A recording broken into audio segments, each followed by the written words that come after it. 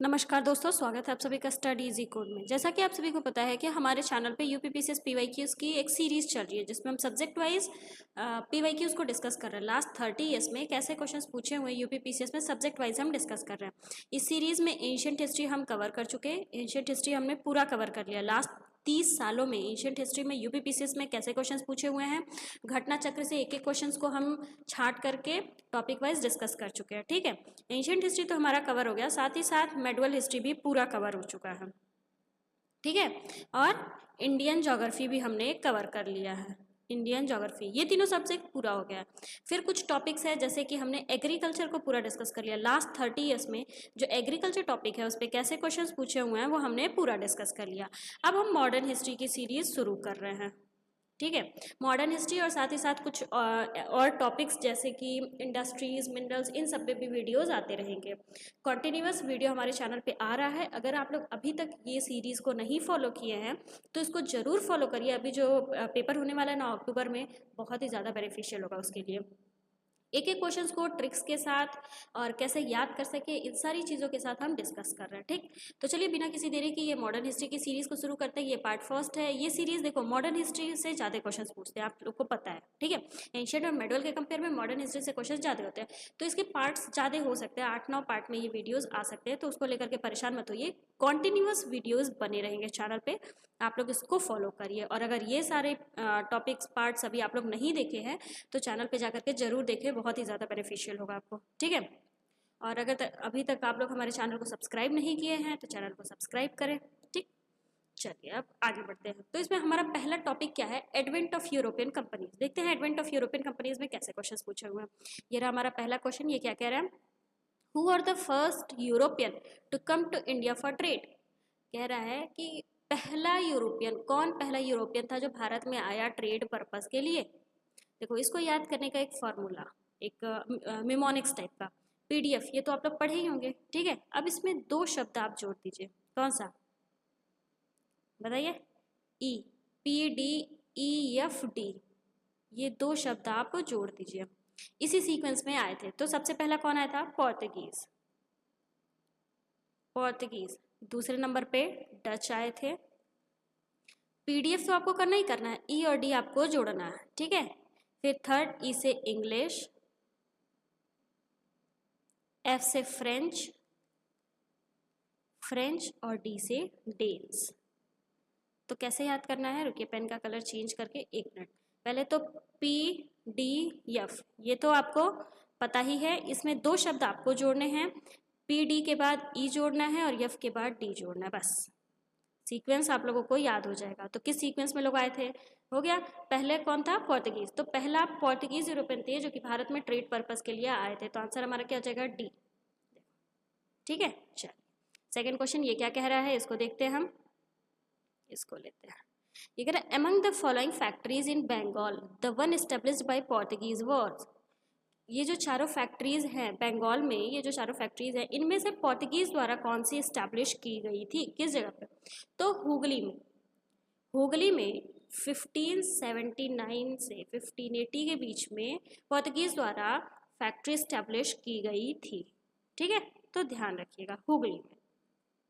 ठीक, चल नेक्स्ट क्या कह रहा है, in which of the following place the Dutch establish their trading centre in India. भारत में डच अपना ट्रेडिंग सेंटर इनमें से किस जगह पर बनाए थे। क्या कह रहा है, भारत में डच अपना ट्रेडिंग सेंटर, ये जो चारों ऑप्शंस दिए हुए हैं इनमें से कहाँ कहाँ बनाए थे। तो देखते हैं, नागापट्टिनम, चीनसुरा, मछलीपट्टनम, हाँ यहाँ पर भी बनाए थे। सूरत, भरूच, आगरा, यहाँ पर भी डच का ट्रेडिंग सेंटर हुआ करता था।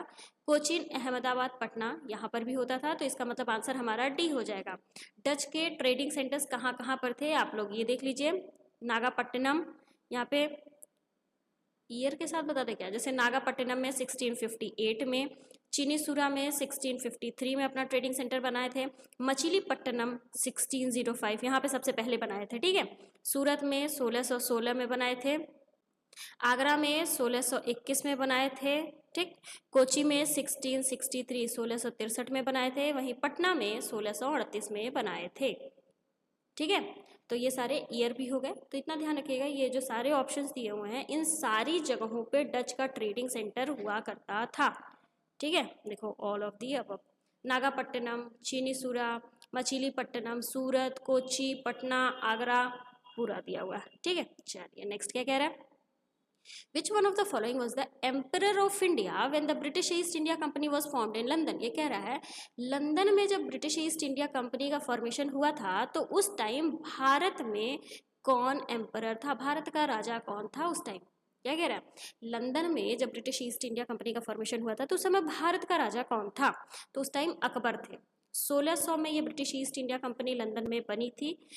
उस टाइम में अकबर भारत में थे, अकबर 1605 तक थे ना। ठीक है, तो ये ध्यान रखिएगा, जब ब्रिटिश ईस्ट इंडिया कंपनी 1600 में लंदन में फॉर्म हो रही थी तो उस समय भारत में कौन राज कर रहा था? अकबर का राज था। ठीक, अकबर। ठीक है, ये क्या कह रहा है, which one of the following European trading company was the first to establish its factory at Surat? ये कह रहा है कौन सी पहली यूरोपियन ट्रेडिंग कंपनी थी जो कि सूरत में अपनी फैक्ट्री इस्टेब्लिश की थी?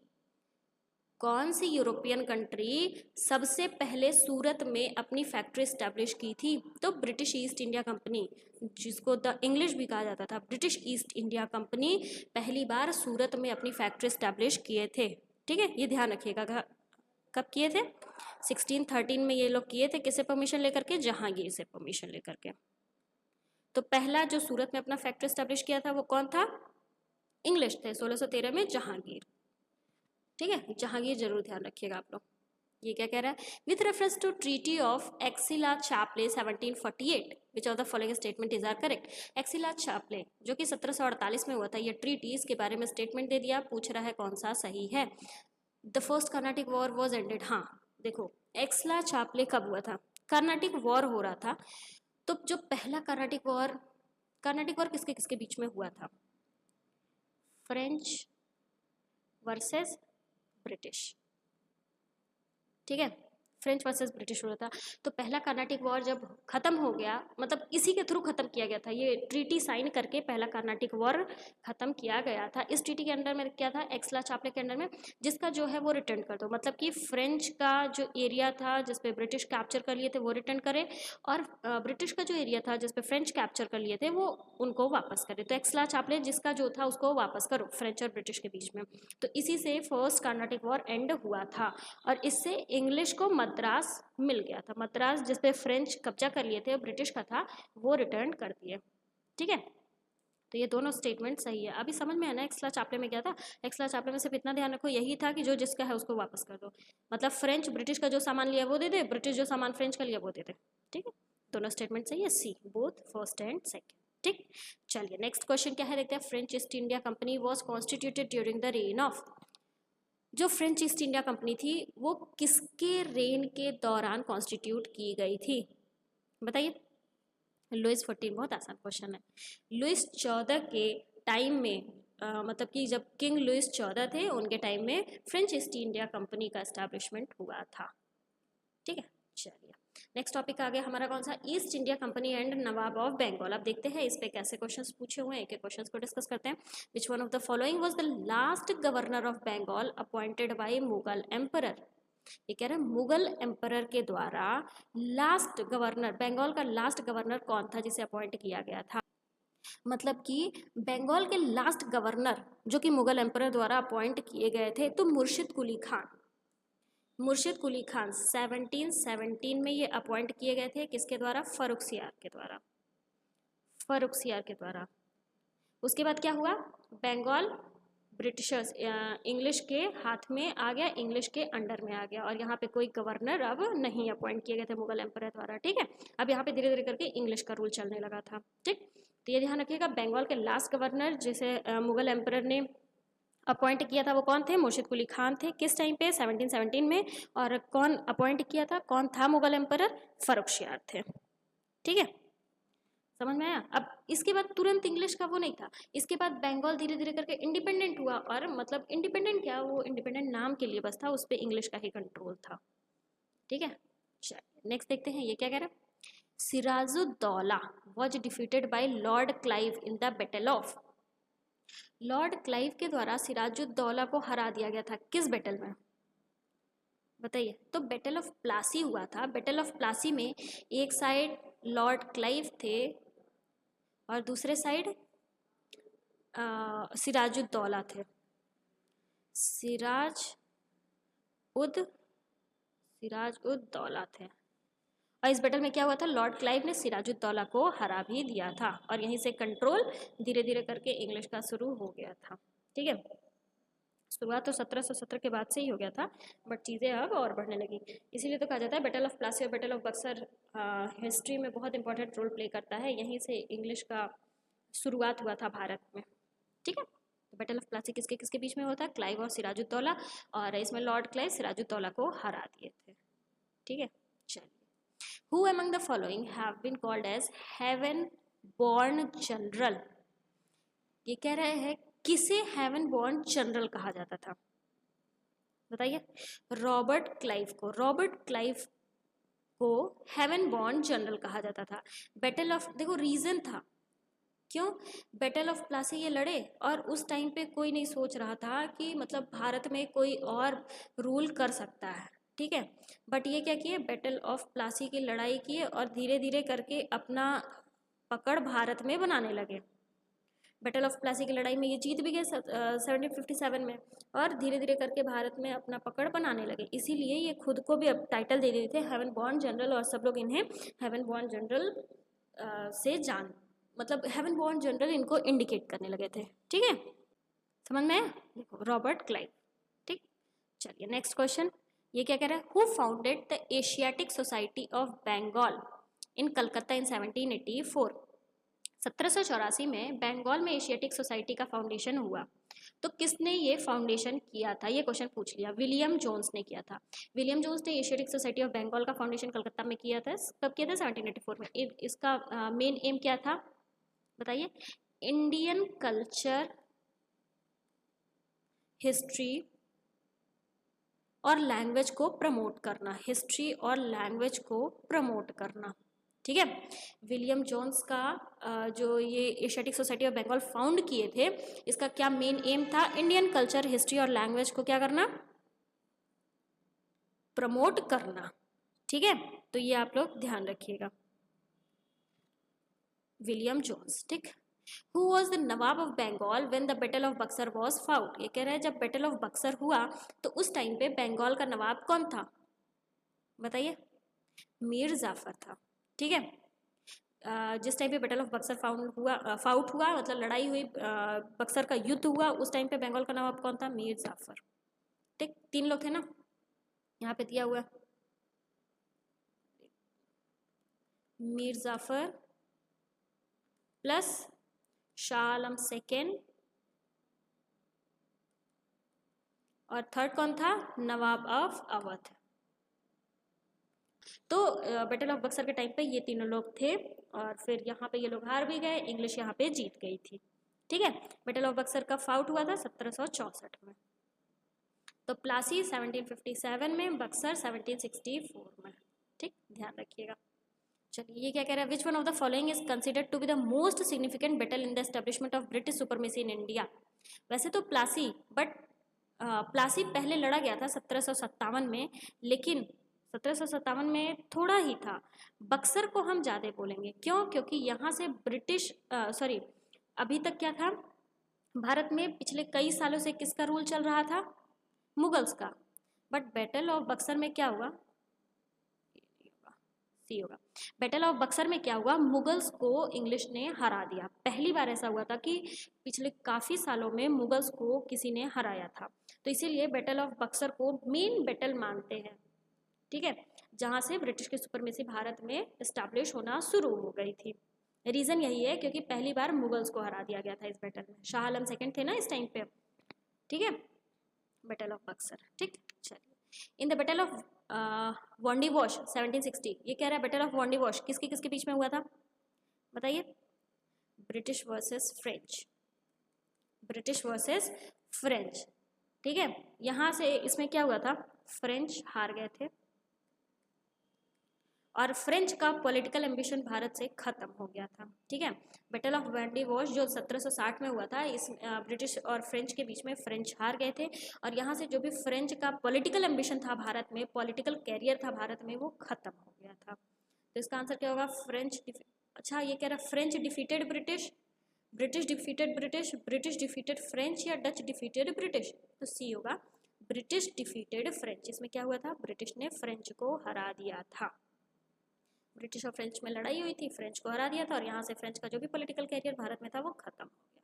ठीक, चलिए अब नेक्स्ट टॉपिक हमारा क्या आ गया, रीजनल स्टेट पंजाब और मैसूर के बारे में। अब इस पे हम क्वेश्चंस देखते हैं कैसे क्वेश्चंस पूछे हुए हैं, एक एक करके देखते हैं। Kingdom of Ranjit Singh included, Ranjit Singh का जो किंगडम था किधर था, श्रीनगर। ये तो हमें पता है, ऊपर वाला पोर्शन था ना, ये ऐसे करके ऐसे, तो ये वाला पोर्शन था किसका, रंजीत सिंह का किंगडम, तो श्रीनगर हुआ ना। ठीक है, श्रीनगर। ठीक, at which place did Raja Ranjit Singh set up Adalat e Ala. Adalat e अला क्या था, ये सुप्रीम कोर्ट था उस टाइम का, समझो सुप्रीम मतलब कि जो सबसे बड़ा कोर्ट होता है। आज का सुप्रीम कोर्ट आप ये मत सोचिएगा, ठीक है, हाईएस्ट कोर्ट आप इसको कह सकते हो, सुप्रीम कोर्ट नहीं, हाईएस्ट कोर्ट, जो सबसे बड़ा कोर्ट हुआ करता था। तो राजा रंजीत सिंह ने अदालते अला सेटअप करवाया था। अदालते अला क्या था, हाईएस्ट कोर्ट। तो इसमें पूछा किस जगह पे वो सेटअप हुआ था, लाहौर में। लाहौर में अदालते अला को स्टैब्लिश करवाए थे कौन, राजा रंजीत सिंह। ठीक है, ये अपीलेट कोर्ट था, प्रोविंशियल, जो भी प्रोविंशियल में डिसीजन होता था, मान लो किसी को कोई प्रॉब्लम हो तो वो यहाँ पे अपना अपील लेकर के जा सकता था। ठीक है, प्रोविंशियल डिसीजन पे अपील कहाँ हो सकती थी, हाईएस्ट कोर्ट पे हो सकती थी। तो अदालत अला का मतलब आप लोग जरूर ध्यान रखिएगा, क्योंकि ऐसे कभी कभार पूछ लेता है अदालत अला का क्या मतलब था। मॉडर्न हिस्ट्री में अदालत अला का क्या मतलब था, तो हाईएस्ट कोर्ट हुआ करता था। राजा रंजीत सिंह ने सेटअप करवाया था, कहाँ पे, लाहौर में करवाया था। ठीक है, लाहौर। ठीक, चलिए ये क्या कह रहा है, Who among the following has said God intended me to look upon all religion with one eye? That is why he took away the light from the other. कह रहा है ये स्टेटमेंट किसके द्वारा कही गई थी, कौन सा स्टेटमेंट, कि भगवान ने मुझे एक आंख से हर रिलीजन को इक्वली देखने के लिए भेजा है, इसलिए मेरी दूसरी आंख की रोशनी को छीन लिया। स्टेटमेंट समझिएगा, ये स्टेटमेंट किसने कहा था कि भगवान ने मुझे एक आंख से हर रिलीजन, हर धर्म को एक बराबर देखने के लिए भेजा है, यही रीज़न है कि मेरी दूसरी आंख की रोशनी को छीन लिया। तो ये किसका स्टेटमेंट था, महाराजा रंजीत सिंह। महाराजा रंजीत सिंह को एक आंख से नहीं दिखता था, ठीक है, उनको सिर्फ एक ही आंख से दिखता था। तो वो ये कहते थे, ये रिलीजियस टॉलरेंट भी थे, मतलब हर रिलीजन को इक्वली सपोर्ट करते थे, रिलीजियस टॉलरेंट थे। तो ये कहते थे कि मेरे एक आंख की रोशनी इसलिए नहीं है क्योंकि भगवान चाहता है कि मैं अपने एक आंख से हर रिलीजन को एक बराबर देखूं, इसलिए दूसरी आंख की रोशनी भगवान ने मेरी छीन ली है। ठीक है, तो ये स्टेटमेंट महाराजा रंजीत सिंह का था, क्यों कहे थे ये भी हमने डिस्कस कर लिया। ठीक, चलिए ये क्या कह रहा है, which one of the following statement is correct about Duleep Singh, the ex Maharaja of Punjab. ये दलीप सिंह जो कि पंजाब के एक्स महाराजा थे, उनके बारे में स्टेटमेंट दे दिया। ये पूछ रहा है कौन सा स्टेटमेंट सही है, एक एक करके हम सब देखते हैं। He died in Paris on 23 अक्टूबर 1893। मान लो डेट आपको नहीं भी याद है, तब भी ये जरूर ध्यान रखिएगा कि इनकी मृत्यु कहाँ हुई थी, पेरिस में हुई थी, ये बात सही है। तो यही स्टेटमेंट हमारा आंसर हो गया, बट बाकी स्टेटमेंट को भी हम एक एक करके देख लेते हैं। ठीक है, he was cremated at Nashik. ये कह रहा है कि इनका जो अंतिम संस्कार हुआ था वो नासिक में हुआ था, गलत, लंदन में। इनको जलाया गया था, क्रिमेट नहीं किया गया था, जलाया गया था कहाँ पर, लंदन में। He never renounced the Sikh faith, गलत है ये भी, क्योंकि ये इनको क्रिश्चियनिटी में कन्वर्ट भी कर दिया गया था, ये क्रिश्चियनिटी को अडॉप्ट कर लिए थे। तो ऐसा नहीं है कि ये कभी भी सिख फेथ को रिनाउंस नहीं की, ये क्रिश्चियनिटी में कन्वर्जन एक्सेप्ट कर लिए थे। ठीक, he had never visited Russia, ये भी गलत है, ये रशिया गए थे। ठीक है, तो ये तीनों स्टेटमेंट गलत है। कहाँ गलत है, कौन सी चीज़ें गलत है कि हमने डिस्कस कर लिया। कौन सा स्टेटमेंट सही है कि इनकी मृत्यु पेरिस में हुई थी 23 अक्टूबर 1893 में। किसकी, दलीप सिंह के बारे में है ये, जो कि पंजाब के एक्स महाराजा थे। ठीक है, देखो, ठीक, चल नेक्स्ट क्वेश्चन ये क्या कह रहा है, who emerged victorious in the first Anglo Mysore war. पहला एंग्लो मैसूर वॉर कब हुआ था, 1766 से 1766 से 69। इसमें कौन जीता था, तो हैदर अली, ये तो आपको पता ही है। देखो 4 एंग्लो मैसूर वॉर हुआ था, फर्स्ट, सेकेंड, थर्ड और फोर्थ। तो पहले 2 में कौन जीता था, मैसूर। ठीक है, हैदर अली, टीपू सुल्तान। थर्ड फोर्थ में ब्रिटिश जीता था। और फाइनली फोर्थ में क्या हुआ था, टीपू सुल्तान की डेथ हो गई थी और ये जो एरिया था, मैसूर वाला एरिया था, वो ब्रिटिशर्स ने एनेक्स कर लिया था। ठीक है, लेकिन पहला जो एंग्लो मैसूर वॉर था वो तो हैदर अली ही जीता था। ठीक, हैदर अली।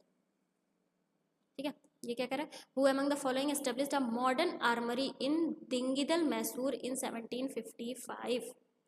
1755 में अभी जैसे प्रेजेंट डे में आर्मरी है, वैसा किसने एस्टैब्लिश किया था? ऑब्वियसली बात है, हैदर अली। देखो हैदर अली किस लिए जाता था, अपने आर्मरी के लिए ही जाना जाता था, जो मतलब वो सेना तैयार किया था उसी के लिए वो जाना जाता था। और काफ़ी स्मार्ट वे में किया था इन्होंने।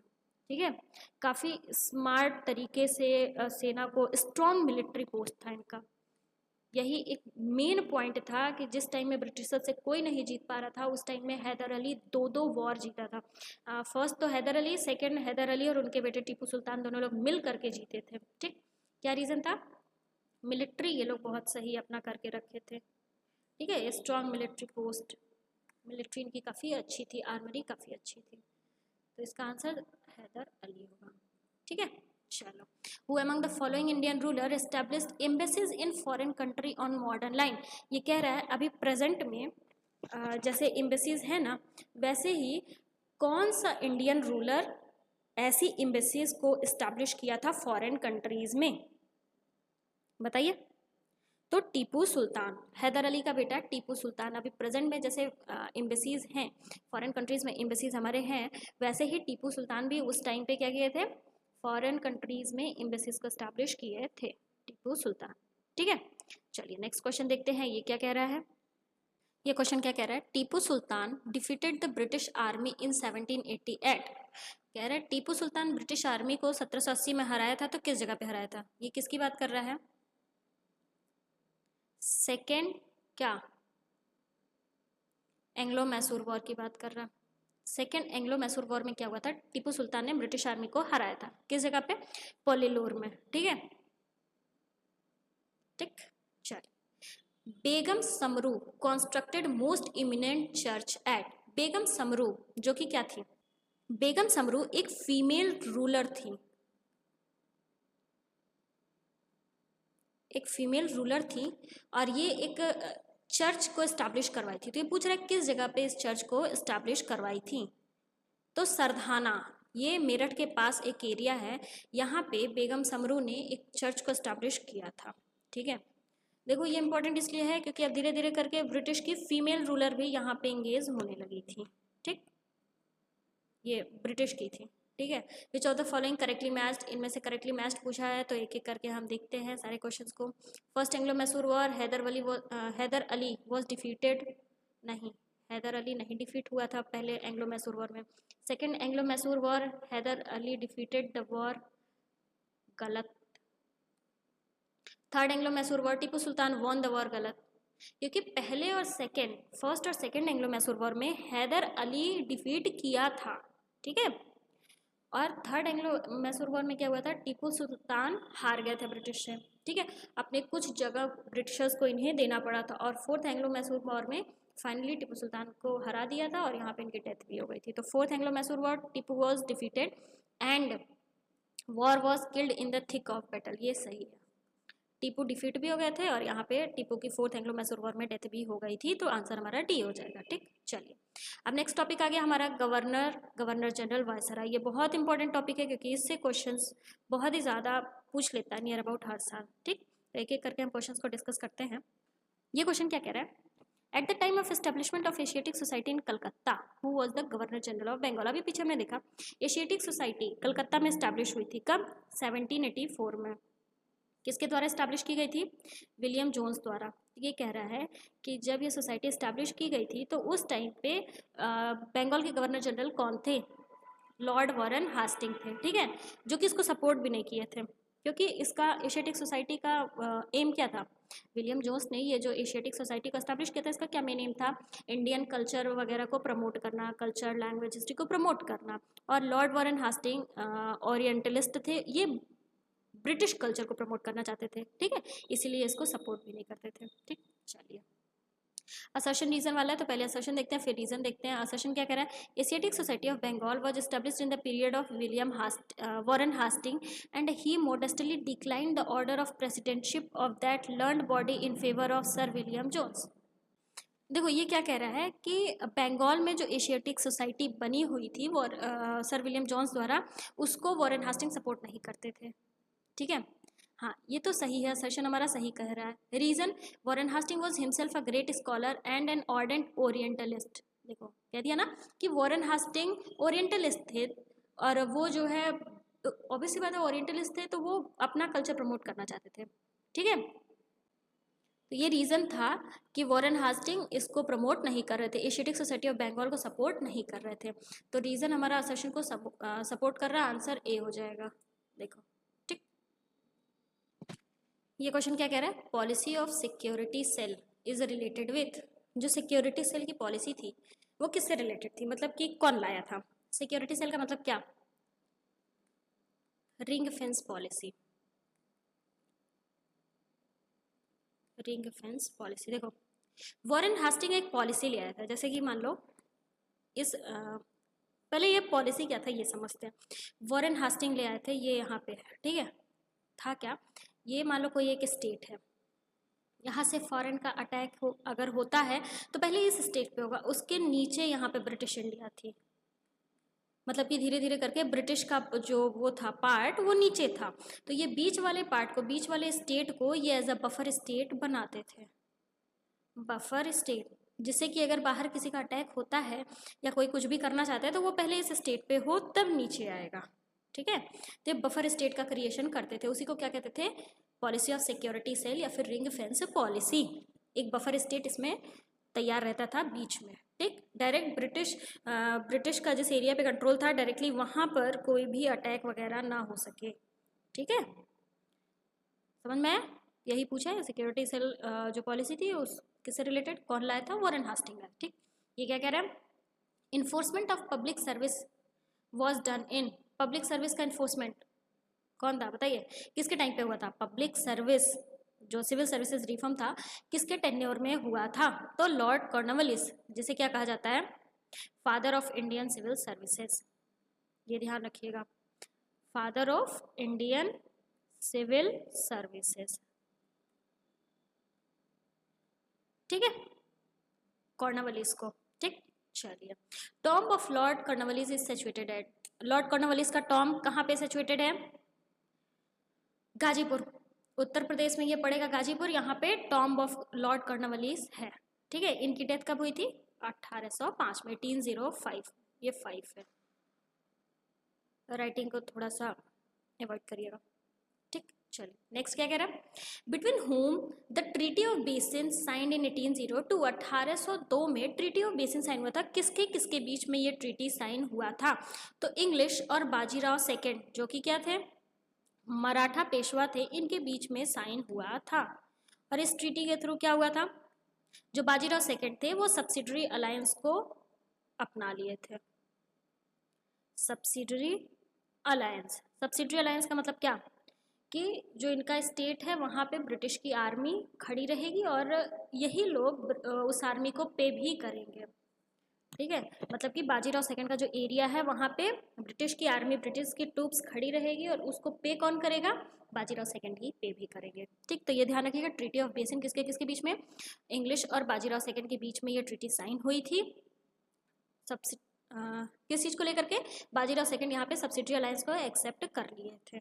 सब्सिडरी अलायंस का मतलब क्या है कि ब्रिटिश की आर्मी उस पर्टिकुलर एरिया में खड़ी रहेगी और उसको पे कौन करेगा, जिस जगह पर, मतलब जिस जगह पे खड़ी रहेगी आर्मी वहाँ का किंग पे भी करेगा। ठीक है, चलो जी next, subsidiary alliance was implemented during the reign of, किसके रेन में, या किसने सब्सिडरी अलायंस को इम्प्लीमेंट करवाया था, तो वेलीजली करवाए थे। ठीक है, 1798 से 1805 में ये सब्सिडरी अलायंस इम्प्लीमेंट हुआ था, किसके द्वारा, लॉर्ड वेलीजली द्वारा हुआ था।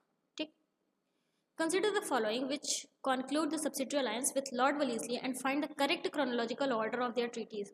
क्रोनोलॉजी पूछ लिया, सब्सिडरी अलायंस सबसे पहले इनमें से कहाँ पर अप्लाई हुआ था, तो सबसे पहले हैदराबाद में, ठीक है, सब्सिडरी अलायंस। हैदराबाद सबसे पहले एक्सेप्ट किया था, उसके बाद मैसूर एक्सेप्ट किया था, ठीक है। फिर थर्ड नंबर पे अवध और फोर्थ पे सिंधिया, मतलब कि जिस सीक्वेंस में फर्स्ट सेकंड थर्ड फोर्थ इसी सीक्वेंस में एक्सेप्ट भी किए थे। तो सब्सिडरी अलायंस सबसे पहले कौन एक्सेप्ट किया था? इन चारों में से हैदराबाद, फिर मैसूर, फिर अवध और सिंधिया, ठीक है।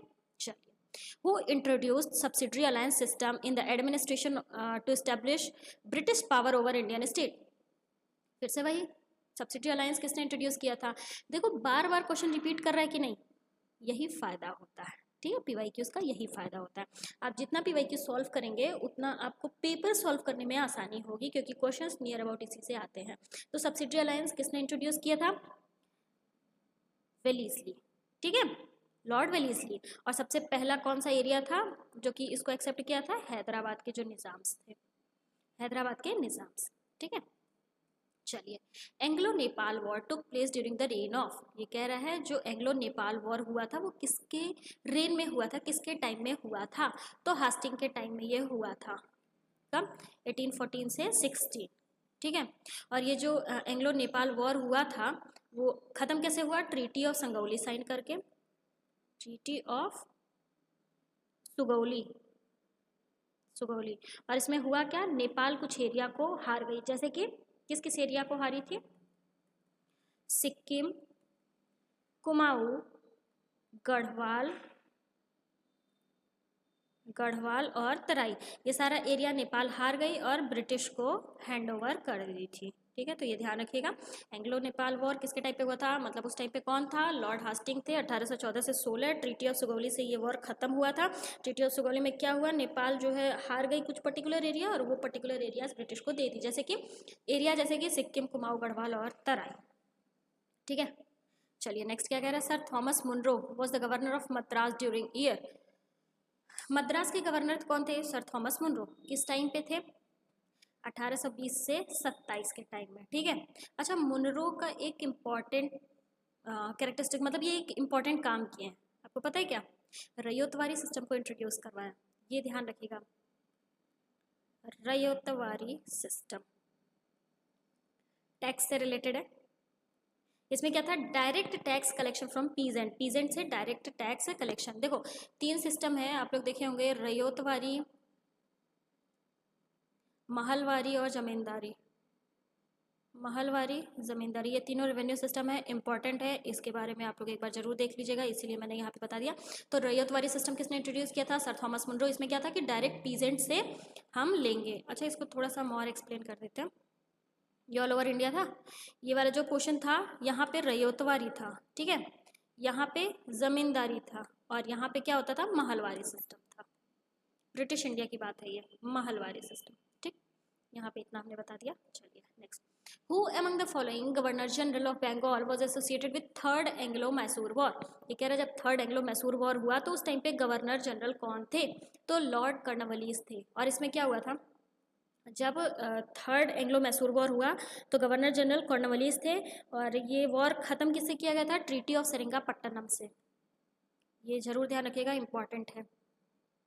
ट्रीटी ऑफ सेरिंगापट्टनम, इसमें क्या हुआ था? टीपू सुल्तान हार गया था और अपनी कुछ टेरिटरीज ब्रिटिश को ट्रांसफ़र कर दिया था। ये थर्ड एंग्लो मैसूर वॉर की बात है। और फोर्थ में तो टीपू सुल्तान की डेथ ही हो गई थी, ठीक, ठीक है। चलिए, sati system was abolish by, sati system किसके द्वारा अबॉलिश किया गया था? विलियम बेंटिक द्वारा। ये इंपॉर्टेंट है, ध्यान रखिएगा। 1829 में विलियम बेंटिक द्वारा ये सती सिस्टम को अबॉलिश किया गया था, ठीक है। चलिए, who among the following formulated and implemented doctrine of lapse? Doctrine of lapse किसने इंप्लीमेंट करवाया था, किसने बनाया था, कौन ले आया था? अच्छा, डॉक्ट्रिन ऑफ लैप्स का मतलब क्या है? डॉक्ट्रिन ऑफ लैप्स का मतलब था कि जिस पर्टिकुलर एरिया के कोई नेचुरल हायर नहीं होंगे, नेचुरल हायर नहीं होगा, वो पर्टिकुलर एरिया कहाँ पे आ जाएगा? ब्रिटिशर्स के अंडर में ऑटोमेटिक आ जाएगा। मतलब कि जो उस एरिया के राजा रानी है, उस राजा रानी का अगर कोई अपना औलाद, अपना हायर नहीं होता है तो वो पर्टिकुलर एरिया ब्रिटिशर्स के अंडर में आ जाएगा। ये था doctrine of lapse. Doctrine of lapse कौन लाया था? डलहौजी लाया था, ठीक है। Lord Dalhousie doctrine of lapse ले आए थे। और ये डॉक्ट्रिन ऑफ लैप्स का पहला विक्टिम कौन हुआ? सतारा। सतारा एरिया था 1848 में इसका कोई नेचुरल हायर नहीं हुआ और ये ऑटोमेटिक ब्रिटिशर्स के अंडर में चला गया था। तो ये ध्यान रखिएगा क्योंकि पहला पूछ भी लेता है। ये क्वेश्चन क्या कह रहा है, which of the following was the first victim of lord Dalhousie's policy of doctrine of lapse. देखो फिर से वही पूछ लिया जो भी पीछे हमने डिस्कस किया है। लॉर्ड डलहौजी की जो डॉक्ट्रिन थी, पॉलिसी थी डॉक्ट्रिन ऑफ लैप्स की, तो उससे पहला विक्टिम कौन बना, तो सतारा। ठीक है, फिर धीरे धीरे करके और भी जगह जैसे कि झांसी, नागपुर और संबलपुर वगैरह भी इसके अंडर में आ गए थे। Conquest of Sindh by British was completed during the period of, किसके पीरियड में सिंध का कॉन्क्वेस्ट कंप्लीट हो गया, मतलब कि सिंध को पूरी तरीके से ब्रिटिशर्स ने अपने अंडर में ले लिया, किसके टाइम पे, तो लॉर्ड एलन बोरो। एलन बोरो के टाइम में पूरा सिंध ब्रिटिशर्स के अंडर में आ गया था। ठीक है, चलिए ये क्वेश्चन क्या कह रहा है, who among the following was the British residents in Awadh eight the time of its annexation into British dominion. ये कह रहा है अवध को जब ब्रिटिशर्स एनेक्स कर लिए थे तो उस टाइम पे अवध में कौन ब्रिटिशर्स रह रहा था। अवध का जब एनेक्सेशन हुआ ब्रिटिश डोमिनियन में तो उस टाइम पे अवध में कौन सा ब्रिटिश रेसिडेंस रह रहा था, कौन सा ब्रिटिश रेसिडेंट था, तो जेम्स ऑटरम वहाँ पे था। और इन्होंने क्या कहा था, जेम्स ऑटरम, ये रीज़न क्या दिए थे, अवध का एनेक्सेशन क्या हुआ, इन्होंने क्या कहा कि जो अवध के रूलर थे वो एक केपेबल रूलर नहीं है, वो उस पर्टिकुलर एरिया को रूल नहीं कर पा रहे हैं, यही रीज़न है कि अवध को ब्रिटिश डोमिनियन में इंक्लूड कर लिया गया है। अब बताओ, ये लोग बाहर से आकर के हमें बता रहे हैं कि हमें कैसे रूल करना चाहिए, तो गलत है ना, ऑब्वियस सी बात है, वहाँ के रूलर हैं, वहाँ की चीज़ों को पता है, तो आप कौन होते हैं वहाँ पे इंटरफेयर करने वाले। बट जेम्स ऑटरम ने ये रीज़न दिया था कि अवध के रूलर केपेबल नहीं है, वो वहाँ पे अच्छे से रूल नहीं कर पा रहा है, इसलिए उस पर्टिकुलर एरिया को एनेक्स कर लिया गया है। ठीक है, देखो चलिए नेक्स्ट क्वेश्चन ये क्या कह रहा है, queen Victoria's proclamation was read out by Lord Canning on 1 November 1858 at. Queen Victoria का जो प्रोक्लेमेशन था लॉर्ड कैनिंग ने उसको पढ़ा था 1 नवंबर 1858 में, कहाँ पे पढ़े थे, तो इलाहाबाद में पढ़े थे। और इस प्रोक्लेमेशन में क्या था कि अब से कंपनी रूल इंडिया में ख़त्म हो गई और यहाँ से क्राउन रूल स्टार्ट हो गया। ठीक है, तो 1858 में जो क्वीन विक्टोरिया का प्रोक्लेमेशन था लॉर्ड कैनिंग द्वारा उसको पढ़ा गया था, कहाँ पे, इलाहाबाद में। इसमें क्या था कि कंपनी रूल खत्म हो गई और यहाँ से क्राउन रूल शुरू हो गया। ठीक, चलिए who has merged Sikkim in India, कह रहा है इनमें से कौन सिक्किम को भारत में मर्ज किया था, तो लॉर्ड डलहौजी। दार्जिलिंग वगैरह वाला जो एरिया था ये क्या किए थे, भारत में उसको इंक्लूड किए थे। ठीक है, चलिए व्हेन वाज पेशवाशिप एबॉलिश, पेशवाशिप को ख़त्म कब किया गया था, तो 1818 में, 1818 में पेशवाशिप को ख़त्म किया गया था। कब, थर्ड एंग्लो मराठा वॉर से। थर्ड एंग्लो मराठा वॉर हुआ जिसमें मराठा हार गए और बाजीराव सेकंड जो थे, बाजीराव सेकंड, इनसे पेशवाशिप छीन ली गई थी और यहाँ से पेशवाशिप एबॉलिश्ड हो गया। तो ध्यान रखिएगा जो तीसरा एंग्लो मराठा वॉर हुआ था 1818 में, वहाँ से पेशवाशिप खत्म किया गया था। तो लास्ट में कौन था, बाजीराव सेकंड थे। ठीक है, देखो नेक्स्ट क्वेश्चन क्या कर रहा है, which one of the following is correctly matched, इनमें से करेक्टली मैच्ड कौन सा है, एक एक करके हम पहले देखते हैं। Lord Ellenborough annexation of Awadh, ये गलत है। Lord Dalhousie annexation of Sindh, गलत है। अच्छा, इसका आंसर पे भी हम डिस्कस करते हैं। Lord Wellesley fourth Anglo Mysore war, ये सही है। फोर्थ एंग्लो मैसूर वॉर में कौन था, लॉर्ड वेलीजली थे। ठीक है, sir John Shore third Anglo Mysore war, ये भी गलत है। तो आंसर हमारा सी हो जाएगा क्योंकि यही एक सही है कि फोर्थ एंग्लो मैसूर वॉर में कौन था, लॉर्ड वेलीजली थे। और इसमें हुआ क्या था, टीपू सुल्तान की डेथ हो गई थी।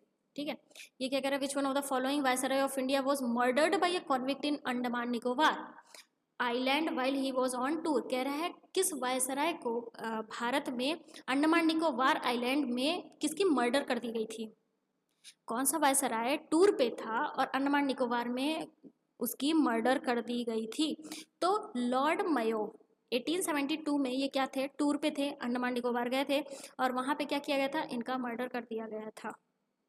ठीक है, चलिए who was responsible for encouraging the local self government in India, बहुत आसान है। भारत में लोकल सेल्फ गवर्नमेंट को इनकरेज किसने किया था, लॉर्ड रिपन। ये एक हम कह सकते हैं कि थोड़ा बहुत ये भारतीयों के हक में काम किए थे। ठीक है, और लॉर्ड रिपन को father of local self government in India भी कहा जाता है, ये ध्यान रखिएगा। देखो वही क्वेश्चन पूछ भी लिया, father of local self government, Bharat में father of local self government किसे कहा जाता है, रिपन को। ठीक है, चलिए नेक्स्ट क्या कह रहा है, which of the following pair is not correctly matched, फिर से पूछ लिया, इनमें से करेक्टली मैच्ड कौन सा नहीं है, अब एक एक करके हम देखते हैं। Hector Munro battle of Buxar, हाँ ये तो सही है। सेकंड क्या है, Lord Hasting Anglo Nepal war, ये भी सही है, ये थे एंग्लो नेपाल वॉर में लॉर्ड हास्टिंग थे। Lord Wellesley fourth Anglo Mysore war, ये भी सही है, अभी पीछे ही हमने देखा। Lord Cornwallis third Anglo Maratha war, ये गलत है। Lord Cornwallis third Anglo Maratha war में नहीं थे, ठीक है, तो ये ध्यान रखिएगा। अब देख लो 3 एंग्लो मराठा वॉर हुआ था, फर्स्ट एंग्लो मराठा, सेकेंड और थर्ड।